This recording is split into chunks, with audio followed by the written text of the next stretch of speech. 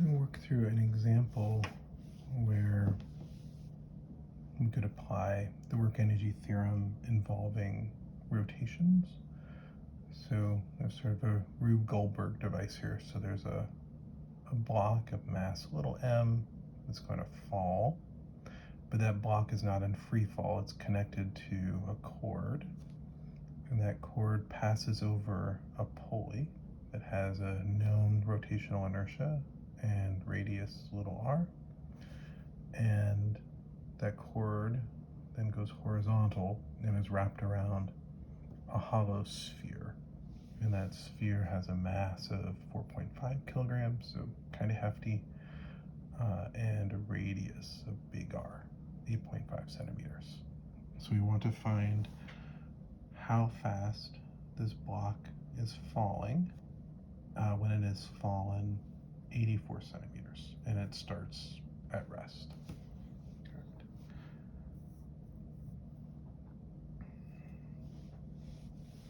Proceeding with the work energy theorem, it's going to be a little easier way to proceed than Newton's second law of motion and accelerations.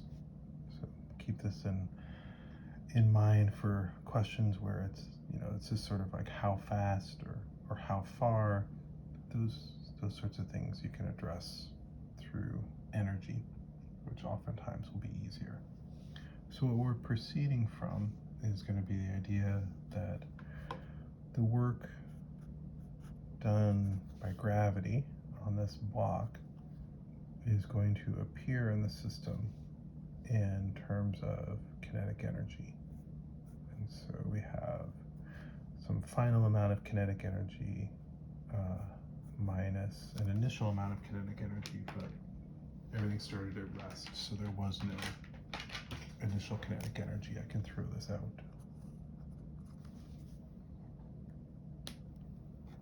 And we need to keep track of what is all in motion. So the block is going to be undergoing linear motion. The pulley is going to be rotating, and the sphere is going to be rotating. So this final kinetic energy has 3 terms in it. So the final kinetic energy is a half I omega squared for the sphere,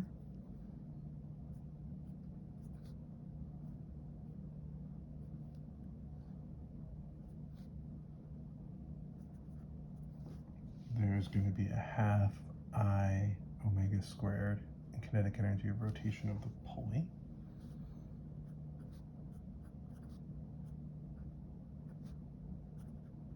And then this block is going to have kinetic energy in translation. So we're using little m for its mass. So half m v squared. And that's how we're going to get how far the block is moving after it's fallen 84 centimeters is from that final speed. All right, we know how to express the rotational inertia of the sphere in terms of its mass and radius. So we can go ahead and do that. For a hollow sphere, rotating about an axis that passes through the center, it's 2/3 mass of the sphere is big M, radius of the sphere is big R, squared, omega squared. We've got the same terms for the pulley and the block.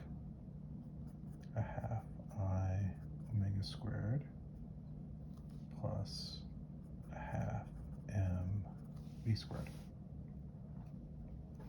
And that final kinetic energy is going to equal the work done by gravity. So work done by gravity is going to be mass of the block times g times the distance that the block falls through, h. And all of these terms have a half in it. So I'm going to pull that out. And we'll simplify here in just a second. got a 2/3 big M, big R squared. And then for omega, I'm going to write that in terms of the speed of the block divided by the appropriate radius. This is the rolling without slipping condition. So this will be V squared for big R squared. For the pulley, I'm going to have the half was pulled out, so I've got rotational inertia of the pulley, V squared over little r squared. And then for the block, M V squared. And this simplifies a little bit. Just the radius of the sphere cancels out its contribution in the rotational inertia and its contribution going into the angular speed. Cancel out one another. So I'll have 2 mgh is going to equal, now all these terms have a v squared in them. So we'll have a 2/3 mass of the sphere plus rotational inertia of the pulley divided by little r squared, and then little m for mass of the block, v squared.